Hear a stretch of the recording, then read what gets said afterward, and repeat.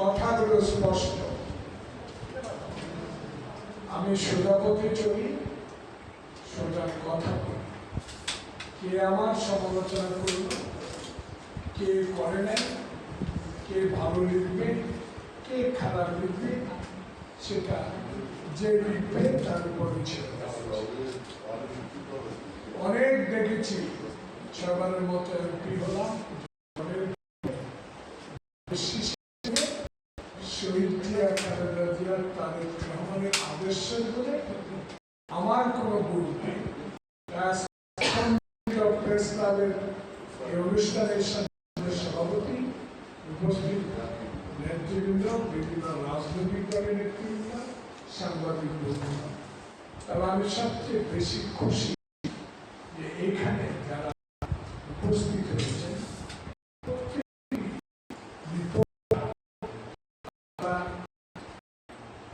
বহু সুপরিচিত পত্রিকা, বহুল প্রচারিত পত্রিকার রিপোর্ট। আমি জানি না এদেরকে সাংবাদিক লেখা যায় কিনা, লিখলেও আমার কোনো আপত্তি নেই।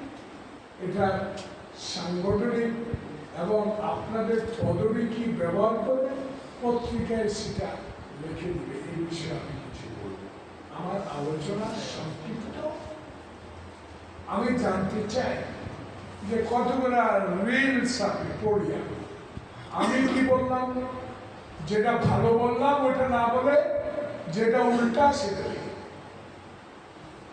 তাহলে আমি বক্তব্য দিচ্ছি সেনবাগ সোনামণির অংশে। তাহলে যারা এই উল্টো কথাগুলা লেখেন লেখেন, কিন্তু সাথে যে ভালো কথাগুলো বলছি সেটাও তো বলার দরকার। সেটা কেন লিখে, সে দলের হোক, যে মতের হোক, সত্য কথাটা উত্থাপন করাই আপনার দায়িত্ব। তাহলে রিপোর্টার হিসেবে, সাংবাদিক হিসেবে আপনাদের যে গুরু দায়িত্ব, সেই গুরু দায়িত্ব পালিত হয়। দেখুন, নির্বাচন আগে ছিল তত্ত্বাবধায়ক সরকার, ইন্টেরিয়াম গভর্নমেন্ট, অন্তর্বর্তীকালীন সরকার। কারোর কোনো কথা বলা যেত না, ক্ষমতার যেহেতু নিরপেক্ষ সরকার, আমরাও কিছু বলবো। আর গাড়িতে ঢিলা মারা নিজেরাই কল্পকাহিনী তৈরি করে নিউজ করে দিলেন, আপনারা সাংবাদিকরা গুলি হয়েছে। তাহলে উচিত ছিল ইন্টেরিয়াম গভর্নমেন্টের UNO, OC, SP, additional SP, circle SP, তাদের দায়িত্ব ছিল যে ভুয়া সংবাদটা পরিবেশিত করলো, ইন্টেরিয়াম গভর্নমেন্টের নির্বাচন কমিশনকে প্রশ্নবিদ্ধ করলো, তার বিরুদ্ধে কি অ্যাকশন নেবে।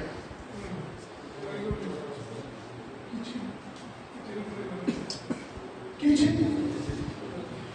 তাহলে সংবাদপত্রের যে একটু আগে বললাম বহু প্রচলিত,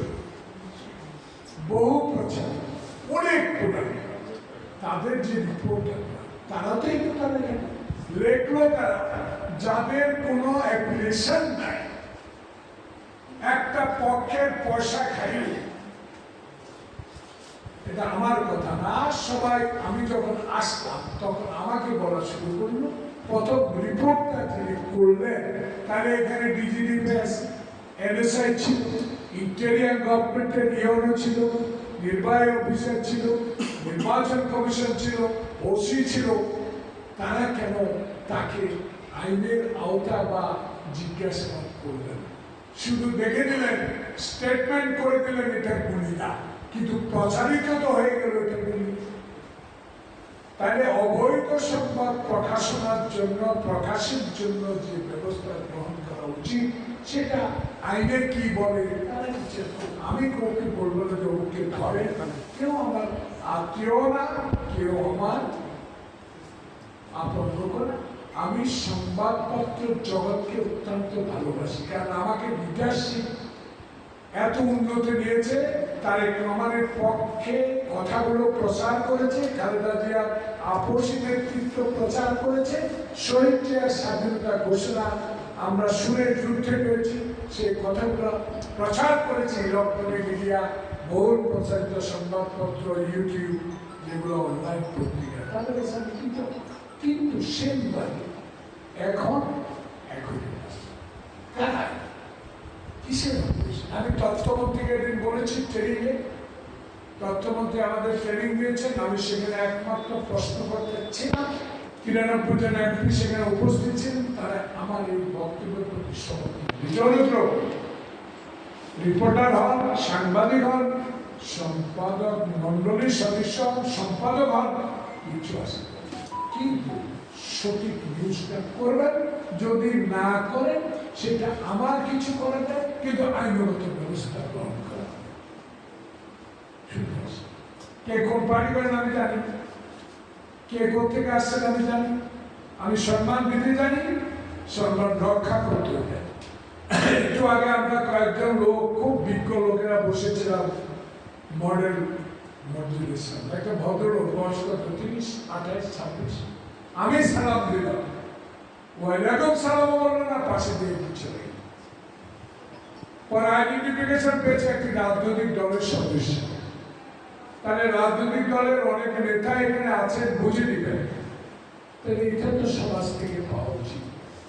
তাই আমি সাংবাদিক, রিপোর্টার, ইউটিউব, অনলাইন, একটা টেলিফোন স্মার্ট কিনেই রাস্তায় চলে যাবেন, এই ঠিকাদার কাজ হচ্ছে না, আসল কথা কি বললাম, এটাই আপনার দায়িত্ব, নির্বাহী কর্মকর্তার দায়িত্ব, ওই ডিপার্টমেন্টে রাস্তার কাজ করছেন তার কাছে অভিযোগ।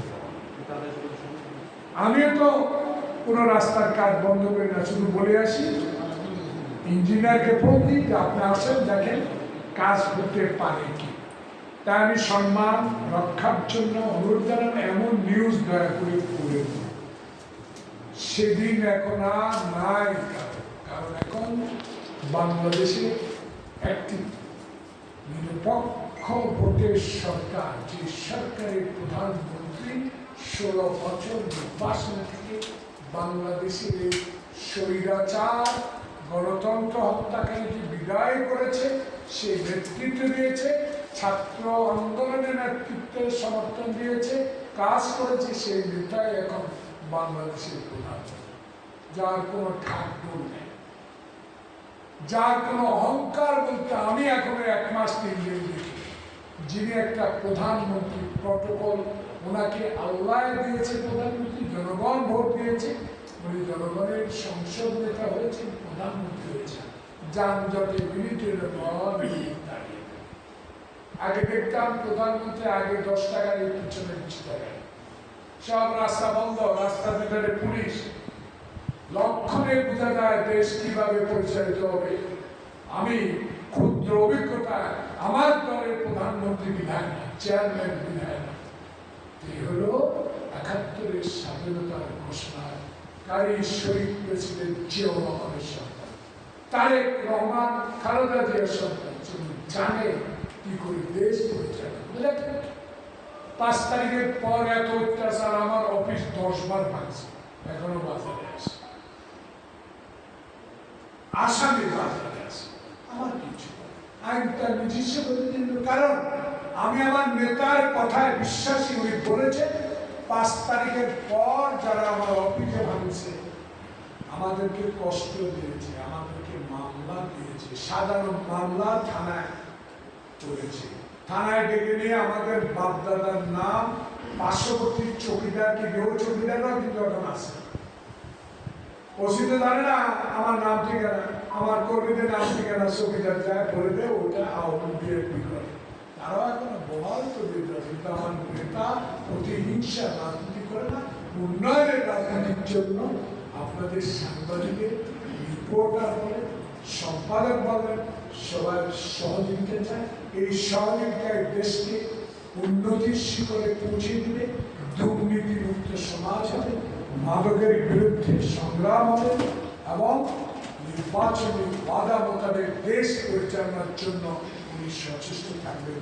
দেশে জানেন কি অবস্থা চলছে, সব লুটপাট করে শেষ। এমন মুহূর্তে আমাদের প্রিয় প্রধানমন্ত্রী সরকারের যে মুহূর্তে আন্তর্জাতিক একটি যুদ্ধ শুরু হয়েছে, তেলের উপর আক্রমণ হয়েছে, তবুও এই সরকারের আমলে কি সুন্দর তেল এবং গাড়ি চলাচলের ব্যবস্থা করা হচ্ছে। একটু কষ্ট তো হবে, এই কষ্ট স্বীকার করে নিতে হবে। এই কষ্টের সাথে আমার বিএনপি নেতা কর্মীরা সহযোগিতা করতে হবে। মানুষকে বুঝাতে হবে যে এই সরকার অতীতের সরকার, এই সরকার গণতন্ত্র প্রতিষ্ঠার সরকার, সংবিধান রক্ষার সরকার, এই সরকার জনগণের সরকার, এই সরকার সবার আগে বাংলাদেশ সরকার। সবাইকে ধন্যবাদ।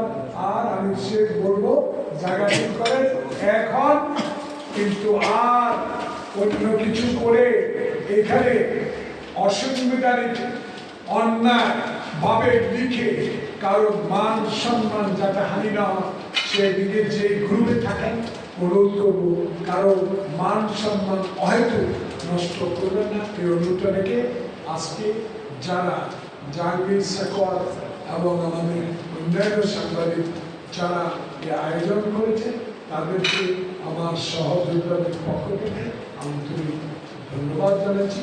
আমার কথায় কোনো রিপোর্টার, সাংবাদিক, প্রকাশক, সম্পাদক মনে কষ্ট দেন না, কারণ এখন আমাদের বিরুদ্ধে গিয়ে দেখে এমন কিছু পাবেন না। এমন কিছু যদি পান সেদিন হাতে ছুরি দেওয়া এই এলাকা থেকে চলে যাবে। আমার নেতা কর্মীদের কোন অসম্মানজনক ব্যবহার বা কোন দুর্নীতি, কোন অফিসারদের অসম্মান করছে আমাকে জানাবেন। যদি আমি সামলাতে না পারি, আমি আমার নেতাকে জানিয়ে আমি তাই আমার নেতার নির্দেশ মোতাবেক সবাইকে সংযম থাকতাম। এই পবিত্র মায়ের রমজানের শেষ দিনে সবাইকে কষ্ট করে এখানে আসার জন্য ধন্যবাদ। আসসালামু আলাইকুম রহমতুল্লাহ।